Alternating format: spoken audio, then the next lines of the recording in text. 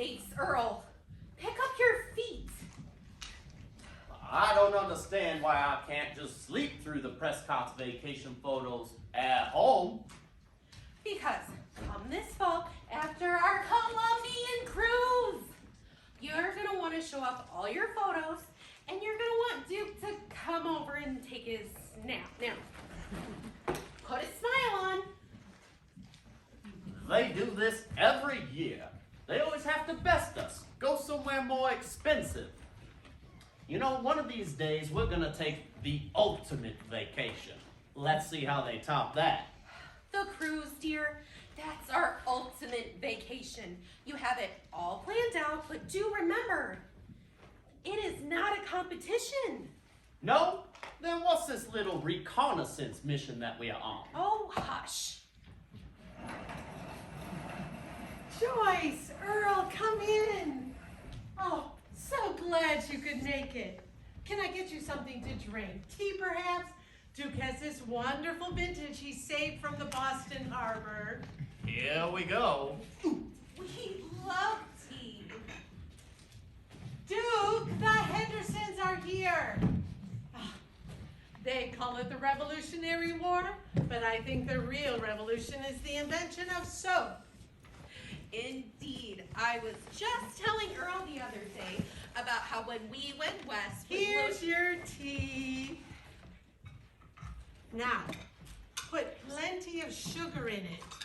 It's bitter, but genuine.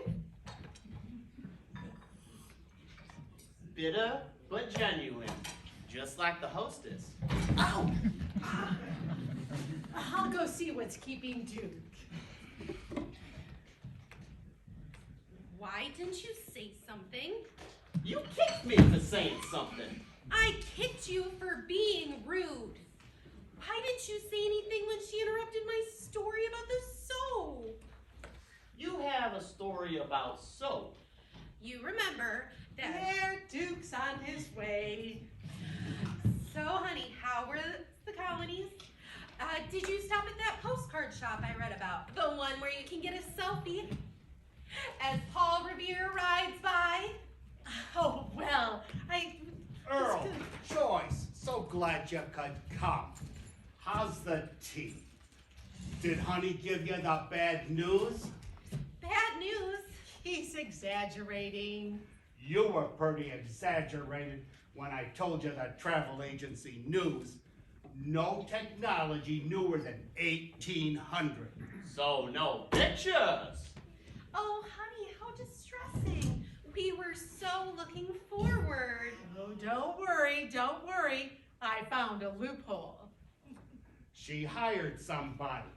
I had to pay his way so he could document our every move. He took nearly 250,000 pictures. How perfectly marvelous. Where do you keep them all?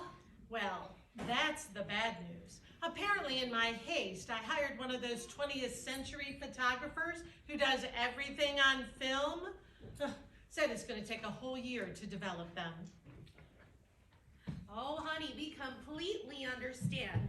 Back when we were young and foolish, we went back to the roaring 20s, hired an absolute genius. He went back to his lab, said it took about a year developing the film. He put it in a safe deposit box in our name. When we got back, all our photos were there. Well, I suggested something like that, but apparently not even time travel can hurry Ansel Adams. The landscape photographer. Well, Boston is beautiful in '76. Especially with us in the foreground. Oh, honey, so how was the colonies? Was it everything they say, all the massacres and the combing out of lice? Ah, the revolution was incredible. Why, we even got to watch Thomas Jefferson write the Declaration of Independence. So inspirational. They just don't make men like Tom Jefferson no more. Only natural. Earl, don't. Meeting Thomas Jefferson? I came home changed. She came home and changed the drapes. Colonial lace? Earl, don't be like that. We should change the drapes. Now, what's wrong with Dolly Madison's drapes? Say, Pilgrim, what did you mean about there being no men like Thomas Jefferson anymore? There's no men like Tom Jefferson no more, on account of there's no great war or crisis or scientific discoveries to be made. Oh. It's hard to be a general when you don't got a war to fight. It's hard to be a statesman when every crisis has been solved. It's hard to be a scientist when everything's already been discovered. We live in a boring point in time where all the Tom Jeffersons and the like have cut out to more interesting times. Earl, that's insulting. You'll have to forgive. Earl, that's genius.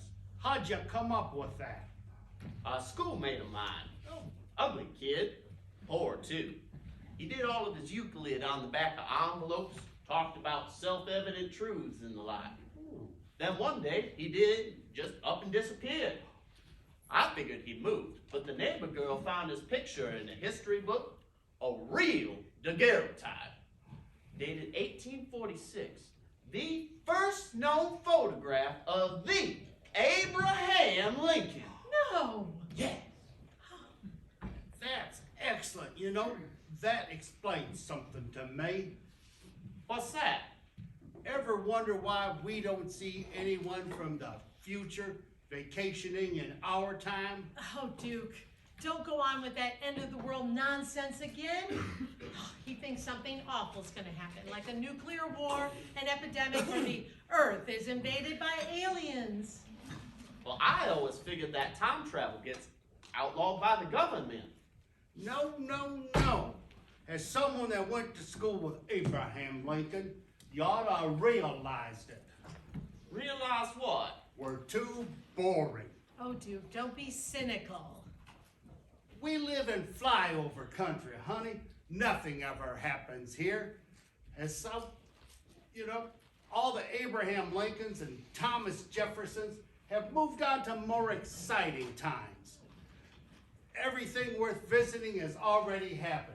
We live after the end of history. Oh, honey, photos or no, we want to hear about Boston. Well, there really isn't much to say. You know, we hadn't been in Boston about 2 days when we ran into the Bodwells. The Bodwells? I didn't think they could afford Boston in '76. Well, our Bodwells can't. But this wasn't our Bodwells. Oh. The girls were all grown up. Well, they were like 10 years older than our Bodwells. Yep. You know, it seems they would get an inheritance or win the lottery or something and decide to splurge it on a grand history tour. Well, they told me that they were saving up for that. Scrimping. Oh, well, all I know is at this very moment, in that shabby little house down the street, they are compiling a list of all of the best times to visit anywhere in the world. In the world? Well, I'm sure they meant the East Coast. Say, do they ever visit the old neighborhood? It's not all shambles by then, is it? Are you kidding? Honey wouldn't say one word about when we left, not with the way they kept complimenting her and how well her looks are holding up.